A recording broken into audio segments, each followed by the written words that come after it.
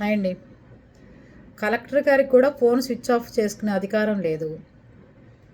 ఏ జిల్లా స్థాయి ఆఫీసర్లకు కూడా ఎవరికి తెలియపరచకుండా ఆ ఊర్లోంచి వెళ్ళే అధికారాలు లేవు. సొంత పనులు ఇంట్లో కూర్చున్నా నేను ఆఫీస్కు రాకుండా అని చెప్తే సస్పెండ్ ఆర్డర్ ఇంటికి వస్తుంది.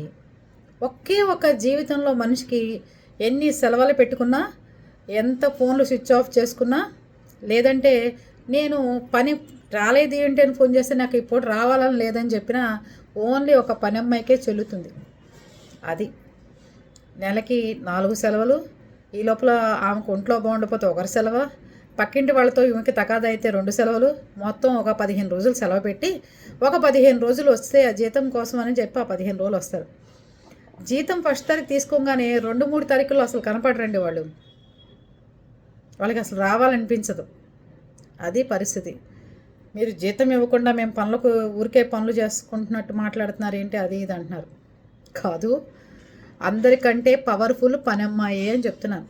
ఎదుటి వాళ్ళని సునాయాసంగా బీపీ తెప్పించగలరు, సునాయాసంగా షుగర్ పడిపోయేటట్టు లెవెల్స్ చేయగలరు, సునాయాసంగా ఇంట్లో వస్తువులు మాయమైపోయేట్టు చేయగలరు, సునాయాసంగా మర్డర్లు చేయగలరని ఇప్పుడున్న పని వాళ్ళందరూ కాదు, కొంతమంది పని వాళ్ళు నిరూపిస్తున్నారు.